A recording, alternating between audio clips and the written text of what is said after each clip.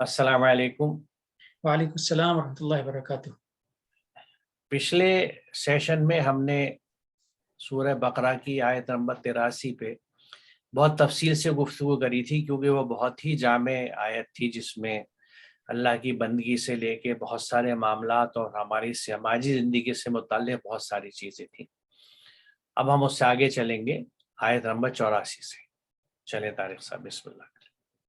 شکریہ ڈاکٹر صاحب۔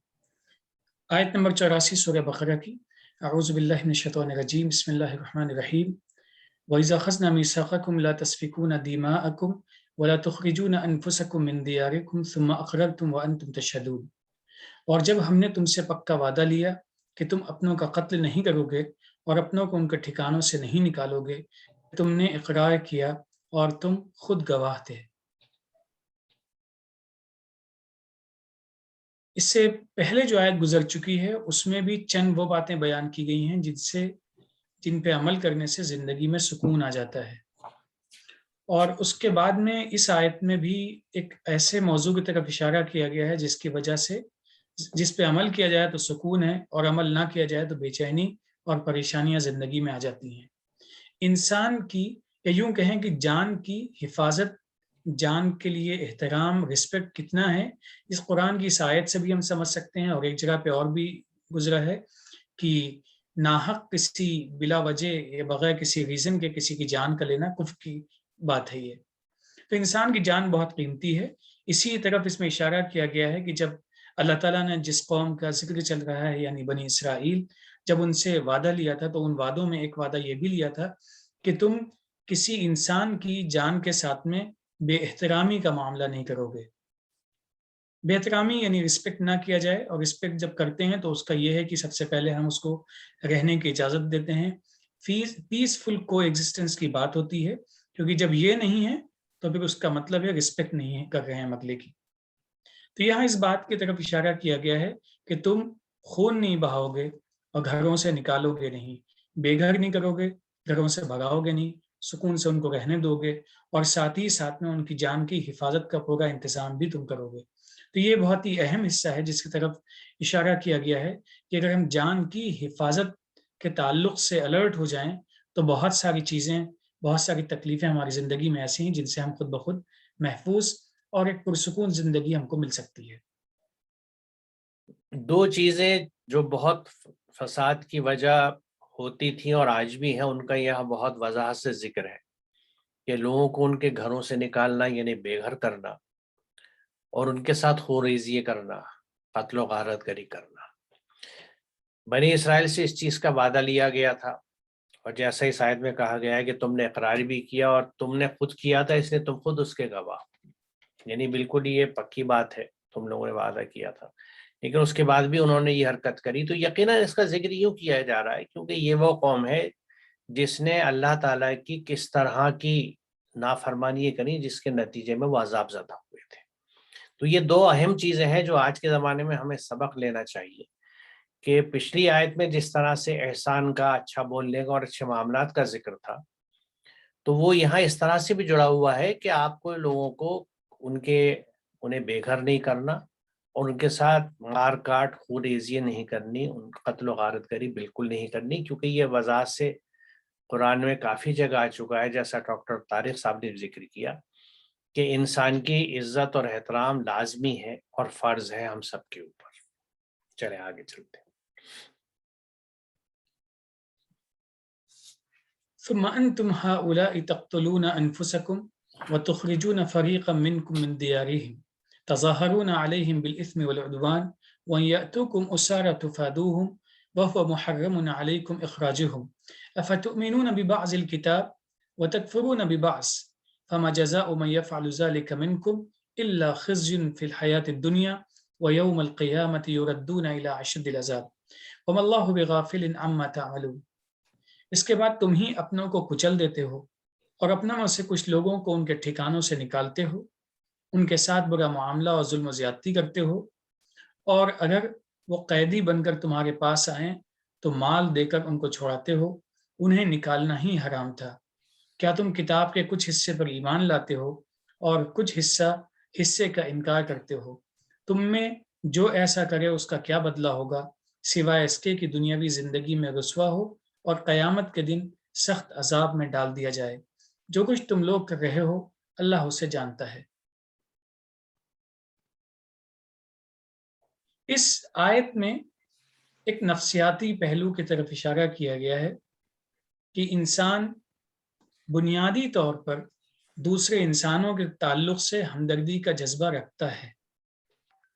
یہ جذبہ انسان کے اندر بالکل ویسے ہی ہے جیسے اس کے دوسری چیزیں اس کے ساتھ موجود ہیں، جیسے بھوک کا لگنا، جیسے پیاس کا لگنا، جیسے کسی چیز پہ غصے کا آنا یا کسی چیز کا اچھا لگنا، بالکل اسی طریقے سے انسان کے دل میں اللہ نے جذبہ رکھا ہے۔ دوسروں کے لیے ہمدردی انسان کے دل میں ہونا یہ ایک ان بلڈ فیچر ہے ہماری زندگی کا۔ قرآن میں ایک جگہ اور بھی ہے کہ یہ اللہ کی خاص رحمت ہے جس کی وجہ سے انسان دوسرے کے لیے ہمدردی اس کے دل میں پیدا ہوتی ہے۔ لیکن کبھی کبھی ماحول سے متاثر ہو کر انسان اس حد تک بگڑ جاتا ہے یا مزاج اس حد تک بگڑ جاتا ہے کہ لوگوں سے نفرتیں پیدا ہو جاتی ہیں۔ اب نفرت جب پیدا ہوئی تو ان کو گھر سے نکالنے کی کوشش کی گئی یا نکلوانے کی کوشش کی گئی، ان کے جان کے دشمن بن گئے، لیکن جب وہ کل پریشانی کے عالم میں دکھے تو پھر سے وہ جذبہ عود کراتا ہے، محبت باہر نکل آتی ہے، اور اس کے نتیجے میں وہ پھر وہ سب چیزیں کرتے ہیں جس کے ذریعے سے وہ چاہتے ہیں کہ وہ پھر سے جو لوگ کل گھر سے نکلے تھے وہ سکون سے واپس آ جائیں۔ اللہ تعالیٰ نے اسی بات کی طرف اشارہ کیا ہے کہ تم نے آخر پہلے ہی کیوں کیا تھا، یہ تو پہلے ہی سے بات تم کو منع کیا گیا تھا، تم ایسا نہ کرو۔ وجہ اس کی یہ ہے کہ تم کتاب کے ایک حصے پہ ایمان لے آتے ہو اور اپنا موڈ نہیں ہوتا ہے، دل نہیں ہوتا ہے، طبیعت نہیں ہوتی ہے تو دوسرے حصے کو تم جھٹلا دیتے ہو، حالانکہ ان کو نکلوانا یہی تم کو پہلے منع کیا گیا تھا۔ چونکہ دو چیزیں ہیں، ایک ہے آخرت پر یقین اور اللہ پر ایمان، اور اللہ پر ایمان اور آخرت پر یقین کے نتیجے میں یہ ہے کہ کچھ شارٹ ٹرم چیزیں ہوتی ہیں، کچھ لانگ ٹرم چیزیں ہوتی ہیں، کچھ فوری اور وقتی ہوتی ہیں، کچھ دیر پا اور بعد میں آنے والی ہوتی ہیں، تو کچھ سزائیں اور آرام بھی ایسا ہی ہوتا ہے جس کی طرف قرآن میں اس طرف اشارہ ہے، فَمَا جَزَاءُ مَن يَفْعَلُ ذَلِكَ مِنكُمْ إِلَّا خِزْيٌ فِي الْحَيَاةِ الدُّنْيَا۔ جو یہ الحیات الدنیا ہے، جو زندگی قریب کی ہے جس کو ہم جی رہے ہیں، اس میں رسوائی کا سامان ہو سکتا ہے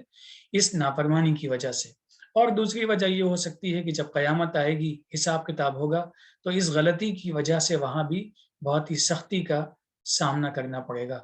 تو بہرحال یہ بہت اہم چیز ہے، جیسا کہ ابھی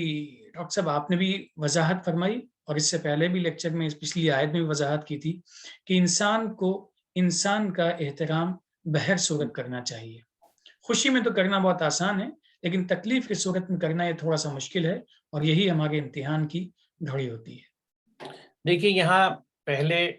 اس ایک نقطے پہ ہم غور کر لیں کہ پچھلی آیت میں یہ کہا گیا تھا، جس کا ان سے اقرار لیا گیا تھا کہ تم لوگوں کو بے گھر بھی نہیں کرو گے، اور دماغ کا لفظ آیا ہے کہ ان کے ساتھ خوریزی نہیں کرو گے، قتل و غارت گری نہیں کرو گے۔ یہاں غور فرمائیں کہ اسی بات کو اس تعلق سے کہا جا رہا ہے کہ تم یعنی تقتلونا کا لفظ آیا ہے، یہاں قتلہ کا لفظ آیا ہے، تو یہاں ہمیں پھر کیونکہ دیکھیے عربی کے الفاظ کی جو وسعتیں ہیں وہ مفہوم میں خیال رکھنی ضروری ہے۔ وہاں تو کلیئر کٹ خون بہانے کی بات ہے، یہاں قتلہ کا لفظ آیا ہے، تقتلونا کا لفظ آیا ہے، تو دیکھیے قتل جو ہے پہلے بھی اس کا ذکر ہو چکا ہے، یہاں پھر وضاحت ضروری ہے اس کی کہ قتل کے معنی کسی کو ہلاک کر دینا بھی ہے، ساتھ ہی یہ بھی ہے کہ اس کو آپ پنپنے کے مواقع نہ دیں، اس کی نشو و نما کے مواقع روک دیں، یعنی اس کی تعلیم و تربیت رک جائے، ہنر روک دیا جائے، ان کا کسی بھی طرح کی جس سے ان میں گروتھ ہو سکتی ہے، یہ نہ ان کو دبا دیں، ان کو بے اثر کر دیں، ان کو انسگنیفیکینٹ کر دیں، یو میک دیم irrelevant، یا جس کو آج کی زبان میں آپ مارجنلائزیشن بھی کہتے ہیں کہ ان کو بالکل کناروں پہ رکھ دیں، آپ حاشیے کے لوگ بنا دیں ان کو، کہ ان کو کبھی سینٹر اسٹیج نہ ملے، وہ اس لائق نہ ہو کسی سے کچھ بات کر سکیں۔ تو یہاں اس چیز کی بھی گنجائش ہے کہ اپنے لوگوں کو وہ بالکل نکارنے لگتے تھے، انہیں مواقع نہیں دیے جاتے تھے، اور چونکہ پچھلی آیت میں ذکر آیا تو گویا یہاں پہ شاید دونوں مفہوم ہے یہ، کہ انہیں جان سے بھی مارتے تھے، اور جو زندہ رہتے تھے ان کو اتنا بے اثر، ناکارہ، irrelevant بنا دیتے تھے کہ سماج میں ان کی کوئی حیثیت نہیں ہوتی تھی، اور ان کو نکالتی بھی تھے ان کے گھروں سے، جس کی وضاحت کی گئی ہے۔ اور یہ چیزیں بالاسم والعدوان کا لفظ آیا ہے کہ یہ گناہ اور سرکشی تم کرتے تھے. کیوں گناہ اور سرکشی تھی؟ کیونکہ اللہ سے تم اقرار کر چکے تھے، اللہ نے تمہیں حکم بھی دیا تھا اور تم نے اس کا اقرار بھی کیا تھا، تو تم حکم عدولی بھی کر رہے ہو جو ایک گناہ بھی ہے، اور سرکشی کر رہے ہو، اللہ کے احکام سے نکل رہے ہو. تو یہ ظلم و زیادتی کے معاملے جو تھے یقیناً یہ گناہ تھے اور ایک طرح سے بغاوت تھی. اس کے بعد ایک بات جیسے ڈاکٹر طارق صاحب نے کہی، یہ بات حقیقت ہے کہ پھر جب وہ لوگ کہیں پکڑے جاتے ہیں، کیونکہ عموماً جب اس طرح کے سین ہوتے ہیں تو کچھ لوگ سامنے ہوتے ہیں، کچھ پیچھے ہوتے ہیں. اب یہ بھی ممکن ہے کہ ان کے پھر دل میں رحم کا جذبہ آئے، انہیں لگے کہ نہیں بھی ہمیں ان کے ساتھ نہیں کرنا چاہیے تھا، یہ بھی ایک پاسبلٹی ہے، اور وہ پھر ان کو مال دے کے یعنی فدیہ دے کے چھڑا لیتے ہیں اور پھر سے ان کا اپنا حصہ بنا لیتے ہیں. دوسرا اس میں کہیں کہیں جس کے نظارے آج کل ہمیں زیادہ ملتے ہیں کہ یہ ایک اپروچ، ایک پولیٹیکل اپروچ بھی ہو سکتی ہے، یعنی مرافقت کا ایک پہلو بھی ہو سکتا ہے کہ پہلے ان کو نقصان پہنچا دیا اور اس کے بعد پھر ان کی ہمدردی لینے کے لیے، ان سے پھر پیچ اپ کے لیے آپ نے ان کو مال دے کے چھڑا لیا، ان کو ان چیزوں سے، پریشانیوں سے، اور پھر سے ان کو سماج کا حصہ بنا لیا. لیکن بہرحال چاہے اس کے پیچھے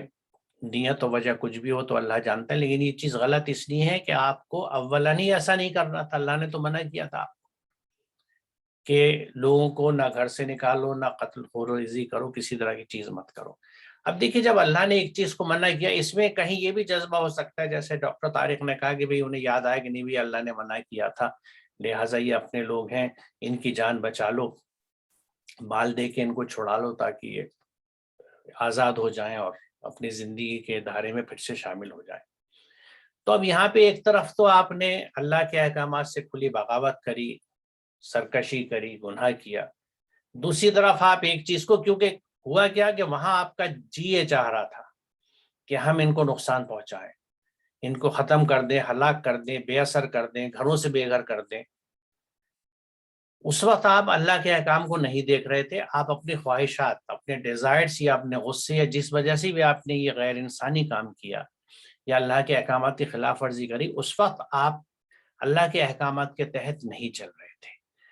بعد میں آپ نے اللہ کے حکم کو ذہن میں رکھتے ہوئے یا جس وجہ سے ہی، واللہ عالم، جس کو اللہ جانتا ہے یا وہ لوگ جانتے ہیں جس کو کرتے ہیں، آپ نے ان کو مال دے کے فدیہ دے کے چھڑا لیا. تو یہاں اگر آپ کو اللہ کا حکم یاد آیا کہ ان کی گردن چھڑا لی گئی، تو وہاں پہ آپ نے ان کو گھروں سے کیوں نکالا، قتل و غارت کیوں کری؟ تو یہاں یہ بات سامنے آتی ہے کہ یہ لوگ جو تھے یہ ایک طرح سے اللہ کے کچھ احکام پہ عمل کرتے تھے، کتاب کی کچھ باتوں پہ عمل کرتے تھے، کچھ پہ نہیں کرتے تھے. یہ بات آج کے کنٹیکسٹ میں بہت ضروری اس لیے ہے، میں نے بارہا اس چیز کو اپنے سبمیشنز میں کہا ہے، اپنی گزارشات میں کہا ہے کہ آج ہماری کیفیت بھی بالکل ایسی ہے، کیونکہ قرآن کے احکامات میں سے چند احکامات کو ہم نے لے لیا ہے، باقی احکامات پہ نہ صرف ہم عمل نہیں کرتے، بالکل پس پش ڈال دیا ہے، ان کی تکذیب ہو رہی ہے. تو یہ جو چیز کل بنی اسرائیل پہ لاگو ہوتی تھی وہ آج ہم پہ لاگو ہوتی ہے کہ تم کتاب کے ایک حصے پہ عمل کرتے ہو اور ایک پہ نہیں کرتے، اور جو ایسا کریں جس میں آج ہماری اکثریت شامل ہے، تو ان کی اس کے سوا سزا کیا ہے کہ دنیا میں ذلیل و خوار ہو کے رہیں اور آخرت میں شدید ترین عذاب کی طرف لوٹا دیے جائیں. اب دیکھیے اس میں یہ بات خیال رکھنی ہے کہ جو بات قرآن کہتا ہے وہ حق ہوتی ہے، اس میں گنجائشیں نہیں ہوتی، گنجائشیں ہم پیدا کرتے ہیں ادھر سے ادھر سے. قرآن نے 3 نکات یہاں پہ واضح کی ہیں، بلکہ اس سے پہلے ایک اور نقطہ ہے جس کو بارہا ذکر ہو چکا ہے، اور بنیادی چیزیں سمجھنے کی، کہ ہم جب اللہ کے بندے بنتے ہیں، مسلم ہوتے ہیں یا ایمان لاتے ہیں، تو ہم اللہ کی اتباع میں جاتے ہیں، ہم اسی کو رب مانتے ہیں اور یہ اقرار کرتے ہیں کہ کوئی اللہ نہیں ہے اس کے سوا، اور ہم اسی کے کہنے پہ چلیں گے، اس کے احکامات پہ چلیں گے. یہ چیز تو انڈرسٹوڈ ہے، اور اس کے احکامات پہ چل کے ہی ہم مسلم ہوتے ہیں. کیونکہ اس نقطے کی میں وضاحت کر دوں کہ جب آپ، اب جیسے اگر انہی کی مثال لیں بنی اسرائیل کی، تو جس وقت یہ لوگوں کے ساتھ خوریزی کر رہے تھے، یا ان کے پنپنے کے مواقع کو دبا رہے تھے، ان کو بے اثر بنا رہے تھے، ان کو حاشیوں پہ ڈال رہے تھے، مارجنلائز کر رہے تھے، بے گھر کر رہے تھے، تو اس وقت یہ اللہ کے حکم سے تو ایسا نہیں کر رہے تھے نا، اس کا تو حکم نہیں تھا، یہ اپنی خواہشات پہ یعنی دل پہ چل رہے تھے، نفس پہ. تو جس وقت یہ لوگ اس کام میں مبتلا تھے اس وقت ان کا خدا کون تھا؟ نفس تھا. جیسا قرآن میں ایک آیت بھی ہے کہ یعنی کیا تم ان لوگوں کو سیدھا راستہ دکھا سکتے ہو جنہوں نے اپنے نفس کو اپنا خدا بنا رکھا ہے؟ تو جب آپ نے نفس کو اس وقت خدا بنا لیا، نفس کے کہنے پہ چلے، تو آپ اللہ کی بندگی سے تو ہٹ گئے نا. یعنی آپ کی بندگی خالص نہیں رہی، آپ کی بندگی میں ملاوٹ آ گئی، اور اسی ملاوٹ کو شرک کہا جاتا ہے. تو اگر آپ پوری زندگی اللہ کے احکامات میں نہیں گزار رہے تو پھر ہم خود ڈیسائیڈ کر لیں کہ کیا ہم مسلم ہیں کہ مشرک ہیں. مسلم وہ ہے جو اللہ کے احکامات پہ چلتا ہے. جو حضرت یعقوب علیہ السلام کے جو ذکر ہے، میں نے بارہا دکھایا ہے اس آیت کو بھی، کہ آخری وقت وہ اپنے بچوں سے پوچھا ہے کہ تم کس کی بندگی کرو گے، تو انہوں نے کہا ہم اسی رب کی کریں گے جس کے ہمارے باپ داد اور آپ نے کی، اور وَنَحْنُ لَهُ مُسْلِمُونَ، ہم اس کے مسلم ہیں. تو ہم میں سے کتنے لوگ ہیں جو سینے پہ ہاتھ رکھ کے یہ کہہ سکتے ہیں کہ میں اللہ کا مسلم ہوں؟ یہ وہی کہہ سکتا ہے. دیکھیے، عقیدے اور جذباتیت کی بات نہیں ہے یہ کہ جذباتیت میں ہم جان لے لیں گے، جان دے دیں گے اللہ کے بندے ہیں. ارے بھائی ذرا غور تو کرو کہ اللہ کے بندے ہو. بندہ کون ہے؟ جو اللہ کے احکامات پہ چلے. احکامات کہاں ہیں؟ قرآن میں. تم نے کتنا سمجھا، کتنا عمل کیا؟ تو 0/0 جسے کہتے ہیں، کچھ نہیں، آلموسٹ نن، نیگلیجیبل. تو پھر کہاں سے بندے ہو گئے، کہاں سے مسلم ہو گئے؟ کیونکہ اگر جو اللہ کے احکامات پہ نہ چلنے کے باوجود اپنے آپ کو مسلم کہے تو وہ کیسے کہہ سکتا ہو؟ تو مشرک ہے، شرک میں چل رہا ہے. اور اگر آیات کو جان بوجھ کے چھپا کے رکھا ہے، پیچھے ڈال رکھا ہے، انکار کرا جا رہا ہے ورچولی، تو کفر کے درجے کو پہنچ رہے ہیں. تو ہم ایزمپشنز پہ مسلم نہیں ہو سکتے، ہم ایکشنز کی بیسس پہ مسلم ہوتے ہیں، عمل کی بنیاد پہ. عقیدے درست ہو گئے لیکن عمل کہاں ہے؟ تو یہاں بھی یہی ہو رہا تھا کہ کچھ حصے پہ عمل کر لیا، کچھ پہ نہیں. وہاں شاید پتہ نہیں کتنے لوگ کر رہے ہوں، لیکن یہاں تو میں دیکھتا ہوں، اور ہم سب دیکھتے ہیں اس بات کو، اور اپنا اپنا سیلف اسیسمنٹ ہم خود کر لیں کہ اگر ہمیں اللہ کے 100% احکامات معلوم ہے اور ہم ان پہ عمل کر رہے ہیں یا اس پہ کوشش کر چکے، اس راستے پہ شروع ہو چکے، تو ہم مسلم ہوئے، پوری کتاب پہ عمل کرتے. لیکن چونکہ نہیں کر رہے تو آج ہماری بھی کیفیت یہ ہے کہ ہم کتاب کے ایک حصے میں عمل کرتے ہیں اور ایک پہ نہیں کرتے. لہٰذا جو قرآن بات کہتا ہے، جو میں کہہ رہا تھا، 3 باتیں یہاں صاف کہی گئی ہیں کہ جو لوگ کتاب پہ مکمل عمل نہیں کرتے، جو پوری کتاب اللہ کی، پورے اللہ کے احکامات جن کے عمل میں نہیں آتے ہیں، ان کے لیے 2 باتیں کہی گئی ہے کہ وہ دنیا میں ذلیل و خوار ہو کے رہتے ہیں اور آخرت میں شدید ترین عذاب کی طرف لوٹا دیے جاتے ہیں. تو در حقیقت دنیا میں بھی جب آپ ذلیل و خوار ہیں تو ذلت اور خواری بھی تو عذاب ہے اللہ کا. اور یہ حقیقت ہے کہ جیسے آپ اللہ کے احکامات سے ہٹتے ہیں، عذاب کا پروسیس شروع ہو جاتا ہے، جس کا پہلا احساس وہ بے چینی ہوتی ہے جو اندر پیدا ہوتی ہے نفس کے ساتھ، کیونکہ اسے احساس ہوتا ہے غلط ہوا ہے. اس کے بعد کرما کے تحت یا مکافات عمل کے تحت ان کے نتائج آپ کے سامنے برے آتے ہیں مختلف شکلوں میں، اور اسی طرح زندگی گزر جاتی ہے. ہم اصلاح نہیں کرتے، قرآن کی طرف واپس نہیں آتے، اس کو اپنے عمل میں نہیں لے کے آتے، اور اسی طرح مر جاتے ہیں، تو آخرت میں ظاہر شدید ترین عذاب کی طرف ہے. تو 3 نکات یہاں پر ہیں جو بنی اسرائیل کے لیے بھی تھے اور اتنی ہمارے لیے بھی ہے، کیونکہ اگر یہ صرف بنی اسرائیل کے لیے کتاب ہوتی تو یہ ہر دور کی کتاب نہ بنتی. اللہ تعالیٰ نے ایک ایک چیز اس میں وہی رکھی ہے جو آج نہیں، آنے والے وقت تک، جب تک دنیا قائم ہے، انسانوں کے لیے ہدایت ہے. انسانوں کے لیے ہدایت اس میں کیا ہے کہ جو اللہ نے تمہیں گائیڈ لائنز دی ہیں، تمہارے رب نے، تمہارے نرچرر نے، تمہارے پالن ہار نے، ان کو پورا فالو کرنا ہے. اگر تم پارٹلی کرتے ہو تو پھر سمجھ لو کہ دنیا میں ذلیل و خوار ہو کے رہو گے، جیسا میں بارہا کہہ چکا ہوں کہ جو آج مسلمانوں کی حالت ہے. ہم اپنے آپ خوش ہو جائیں اپنے دل میں، اپنے بڑے بڑے القاب و نام لگا لیں، بڑی بڑی بلڈنگیں بنا لیں، محل بنا لیں، تجارت کھڑی کر لیں، لیکن ذلت اور رسوائی سے باہر نہیں ہے. اور آخرت میں جب یہاں ذلت اور رسوائی ہے تو آخرت میں بھی شدید ترین عذاب ہے، کیونکہ ریفلیکشنز اور جھلکیاں اسی دنیا سے شروع ہو جاتی ہیں. تو یہ میں اتنی وضاحت سے اس لیے کہہ رہا ہوں کہ ہم سب کے بے حد غور کرنے کی بات ہے، اس کو ہم پڑھ کے آگے نہ پڑھ جائیں کہ یہ تو بنی اسرائیل کا ذکر ہے۔ قرآن جو ہے، خود قرآن نے کہا ہے کہ یہ تو وہ کتاب ہے جس میں تمہارا ذکر ہے، تو تمہارا ذکر جب کہا گیا ہے تو یہ قرآن ہر ریڈر کو ایڈریس کر رہا ہے کہ look you find yourself in this book, this is your description. اور اسی لیے جو انسان جیسا ہوتا ہے اسے اس قرآن میں اپنی جھلکیاں نظر آتی ہیں۔ اگر کھلا ذہن ہو اور ذہن پہ خوش فہمیوں غلط فہمیوں کی پرت نہ چڑھی ہوئی ہو، جس کو قرآن یہ کہتا ہے کہ ان کے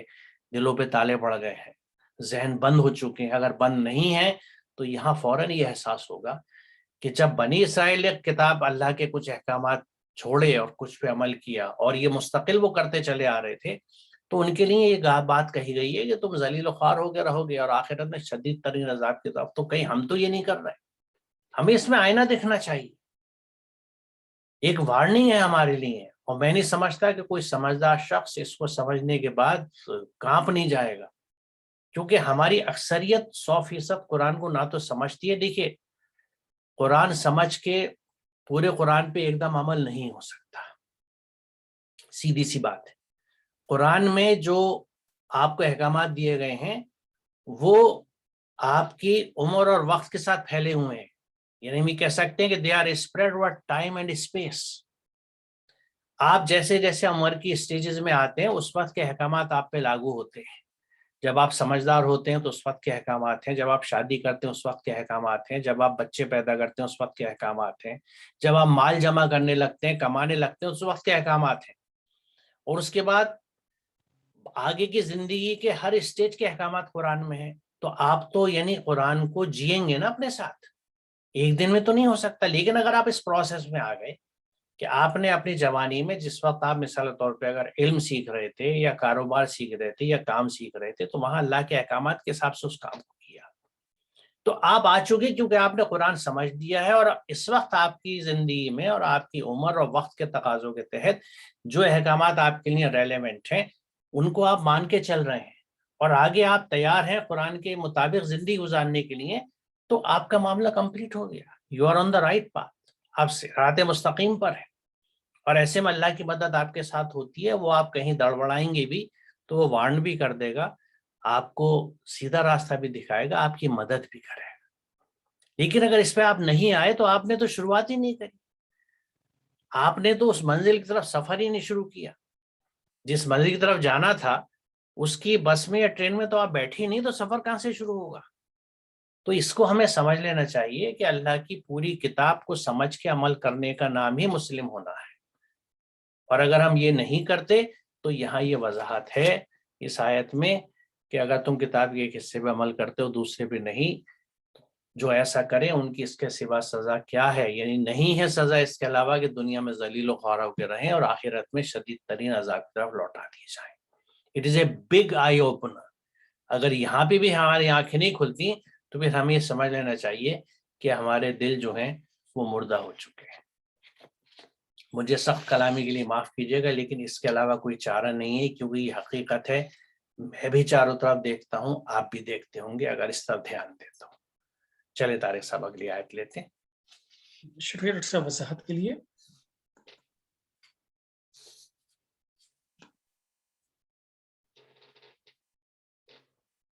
اولئک الذین اشتروا الحیاۃ الدنیا بالآخرہ فلا یخفف عنہم العذاب ولا هم ینصرون۔ وہ لوگ جنہوں نے بعد میں آنے والی زندگی یعنی آخرت کے بدلے میں دنیا کی زندگی کو لے لیا، ان کا عذاب کم نہیں کیا جائے گا اور نہ ہی ان کی مدد کی جائے گی۔ اس آیت میں دراصل جو پچھلی 3 آیتوں میں پوری وضاحت کی گئی ہے اس کے سلسلے میں ہے، پھر جو بھی لاسٹ آیت تھی کہ بعض پہ عمل کرتے ہیں اور بعض پہ عمل نہیں کرتے ہیں، نتیجہ کیا ہوگا؟ نتیجہ دیکھیے، قرآن مجید میں اس بات کی بڑی وضاحت کر دی گئی ہے، الحیات الدنیا والدار الآخرہ، ایک طرف دنیا کی زندگی ہے، دوسری طرف آخرت کا ٹھکانہ ہے۔ اب یہاں پہ وضاحت یہ ہے کہ جن لوگوں نے اس دنیا کی زندگی کو لے لیا اور آخرت کی زندگی کے بارے میں سوچنا اور اس کے مطابق عمل کرنا چھوڑ دیا، تو اب ان کے ساتھ جو معاملہ ہوگا وہ بہرحال اسے بہتر سمجھ سکتے ہیں۔ لیکن جن الفاظ کو یہاں پہ ہم ترجمے کے ذریعے سمجھ سکتے ہیں، فَلَا يُخَفَّفُ عَنْهُمُ الْعَذَابُ وَلَا هُمْ يُنصَرُونَ، نہ تو عذاب کم کیا جائے گا اور نہ ہی کسی طرح کی کوئی باہری مدد ان کے لیے ملے گی، کیونکہ جو اللہ کے ہاں مکافات عمل ہے، اللہ کے ہاں بلا وجہ کا مفت کا فیور نہیں ہے۔ جو جتنا جس پروپورشن میں، جس کوانٹٹی میں، جس مقدار میں، جس تناسب سے جو کچھ کرتا ہے، اسی تناسب اسی مقدار کی بنیاد پہ چیزیں وہاں سے ملتی ہیں۔ یہ اللہ کا نظام ہے اور اسی اللہ کے نظام کی طرف یہاں پہ اشارہ ہے۔ دیکھیے یہ اولائکہ کس کی طرف اشارہ ہے؟ یہ ان لوگوں کا ذکر ہے جن کا تسلسل چل رہا ہے، جن کے لیے تازہ ترین اپڈیٹ قرآن نے یہ دیا ہے پچھلی آیت میں کہ وہ اللہ کے کچھ احکامات کو مانتے، کچھ پہ عمل نہیں کرتے۔ تو یہ وہ لوگ ہیں جنہوں نے آخرت کے بدلے میں، یعنی آخرت دے کے دنیا کی زندگی خرید لی، کیونکہ یہاں منمانی زندگی گزار لیں، آخرت میں ان کے لیے کوئی مقام نہیں ہے۔ یہاں ایک چیز کی وضاحت میں کرنا چاہوں گا کہ دنیا اور آخرت دو الگ الگ چیزیں نہیں ہیں جو کبھی کبھی ہمیں بتائی گئی تھی یا بچپن میں نے سنی ہے۔ دنیا اور آخرت جو ہے ایک تسلسل ہے، اٹس اے کنٹینیوم۔ ہاں طریقے دو ہیں ان میں جینے کے۔ جو لوگ اپنی دل کی خواہشات، اپنے زمانے کے تقاضوں، سماجی تقاضے، خاندان کے رسم و رواج، ان کے حساب سے زندگی گزارتے ہیں، وہ ظاہر اللہ کے احکامات سے نہیں گزار رہے، تو ان کے لیے دنیا ہی دنیا ہے۔ یہاں پہ وہ اچھا کریں گے تو اچھا ملے گا، اچھی محنت کر رہے ہیں، اچھا پیسہ کما رہے ہیں، تو ان کے بعد جسے کہتا ہے نا ہن برسے گا، they will have plenty of money, اور اس کے ساتھ بری مزے کی، یعنی اتنی لگژریس لائف گزاریں گے کہ کبھی کبھی ایک آدمی سوچتا ہے کہ بھائی یہ تو بڑی اچھی زندگی گزار رہے ہیں، اور سب کو معلوم ہے کہ کتنے بڑے بلیک میلر ہیں یا کیا یہ کام کرتے ہیں جس کی وجہ سے اتنا پیسہ کما رہے ہیں۔ سماج میں چھپی نہیں رہتی چیزیں، لوگ جانتے ہیں۔ دوسرا رخ یہ ہے کہ آپ دنیا کی زندگی بھی اللہ کے احکامات کے حساب سے گزاریں، تو اس میں اس بات کو آپ بالکل ذہن میں بٹھا لیں کہ اللہ کے احکامات کے تحت زندگی گزارنے میں ایسا نہیں ہوتا کہ زندگی کے مزے اور آرائشیں آپ سے الگ ہو جاتی ہیں یا آپ کو ان کی اجازت نہیں ہوتی۔ اسلام کا دائرہ آپ کو ہر طرح کی چیزوں کی اجازت دیتا ہے ان حدود کے اندر۔ تو ایک آپ کی زندگی ایک درم پھیکی اور بے معنی نہیں ہو جاتی، بلکہ وہ زیادہ پرسکون ہوتی ہے، کیونکہ اس طرح جیسے پیچھے میں ذکر آیا ہے آپ کے پاس قلب کا سکون ہوتا ہے۔ اور آج اطمینان قلب یعنی انر پیس ایسی چیز ہے کہ جس کے لیے لوگ پریشان پھرتے ہیں، کیونکہ اسے انر پیس کے نہ ہونے کی وجہ سے بہت سی بیماریاں ہوتی ہیں، اور بہت کامن چیز جو ہے وہ بے چینی، اضطراب اور نیند کا نہ آنا ہے، جس کے لیے لوگ دوائیں کھاتے ہیں۔ تو پہلی چیز اللہ کے احکامات کے تحت آنے میں ہے کہ وی گیٹ دی انر پیس، ایک اندر سکون ہوتا ہے۔ اور دوسرے یہ کہ جو اللہ کے احکامات کے تحت چلے گا اس کو اللہ تعالیٰ دنیا میں بھی دیتا ہے اور آخرت بھی اس کی اچھی ہوتی ہے۔ یعنی یہ 2 in 1 ہے، ایک پروسیس ہے، ایک ماڈیول ہے جس میں آپ کو ایک لمیٹڈ لائف کا انٹرٹینمنٹ اور انجوائمنٹ ملتا ہے، اور وہ بھی ایشور نہیں ہوتا، کیونکہ جب آپ اپنی عیش پرستی میں اور پیسے کے افراد کی وجہ سے جو غلط لائف اسٹائلس اپنا لیتے ہیں اس کی وجہ سے جو بیماریاں آتی ہیں، تو آپ کی بڑی دولت تو ان بیماریوں کے علاج میں گزر جاتی ہے۔ کیونکہ یہ بات میں نہیں کہہ رہا، آج ڈاکٹرز اور سائنٹسٹ یہ مانتے ہیں کہ آج کے زمانے کی جو کلر ڈیزیزز ہیں وہ لائف اسٹائل ڈیزیزز ہیں، چاہے وہ کینسرز ہوں، چاہے ہارٹ ڈیزیزز ہو، جو بھی بڑے کلرز ہیں وہ لائف اسٹائل ڈیزیزز ہیں۔ تو ہم غلط زندگی گزار کے اللہ کے احکامات سے ہٹ کے یہاں بھی پوری طرح سکون سے نہیں رہتے۔ بظاہر دکھتا ہے بڑی کوٹھیوں میں رہ رہے ہیں ہم، بہت گاڑیوں میں گھوم رہے ہیں ہم، باہر کا سماج متاثر ہوتا ہے، لیکن میں اندر جانتا ہوں کہ کیا میں واقعی خوش ہوں، کیا میں سکون سے ہوں؟ نہیں ہوتے۔ آپ جس سے پوچھ کے دیکھ لیجیے، میں نے تو بہتوں کو دیکھا ہے، آپ نے بھی دیکھا ہوگا۔ تو اگر آپ اس ماڈیول پہ چلتے ہیں تو دنیا میں بھی آپ پوری طرح سکون سے نہیں، اور آخرت تو آپ کی گئی۔ دوسرا ماڈیول کیا ہے کہ اگر اللہ کے احکامات کے ساتھ ساتھ زندگی گزارتے ہیں تو وہ یہ یقین دلاتا ہے کہ تمہیں تمہارا حصہ دنیا میں بھی ملے گا، اور سب سے بڑی بات یہ کہ اطمینان قلب اور سکون ملے گا، تمہیں خوشی ملے گی، اور ساتھ میں آخرت بھی نبھے گی، آپ کی آخرت بھی اچھی ہو جائے گی آپ کی۔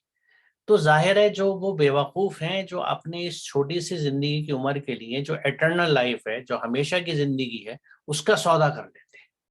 تو یہ بڑی گھاٹی کی سودے بازی ہے، جس کو قرآن نے کئی جگہ اس طرح سے کہا ہے کہ یہ گھاٹی کی سودے بازی ہوتی ہے۔ اور جو لوگ ایسا کرتے ہیں ان کے لیے 2 باتیں بڑی وضاحت سے کہی ہیں کہ ان کے عذاب میں کوئی کمی نہیں آئے گی۔ تو جو لوگ ان کہانیوں پہ یقین رکھتے ہیں کہ صاحب امت محمدی پہ یا مسلمان پہ یا کلمہ پڑھنے والے پہ اگر جہنم یا سزا ملی بھی. یہ بنی اسرائیل بھی سوچتے تھے, یہاں وضاحت بھی ہوئی ہے ان باتوں کی. تو وہ تھوڑے دن کے لیے سزا ملے گی, تھوڑے دن جلیں گے, اس کے بعد واپس آ جائیں گے. تو اس آیت کو دیکھ لیں کہ جو لوگ ایسے ہوتے ہیں ان کا عذاب کم نہیں کیا جائے گا اور نہ ہی ان کی مدد کی جائے گی. تو یہاں مدد میں کئی پہلو ہیں اس مدد کے. ایک پہلو کی میں وضاحت یہاں, کیونکہ مجھے یہ کچھ لوگوں نے فیڈ بیک دیا کہ جس آیت کا آپ ذکر کریں اس کو دکھا دیا کریں تو ہمیں حوالہ مل جائے گا. تو یہ میں جو آپ کو یہاں دکھانا چاہتا ہوں, یہ ایک منٹ,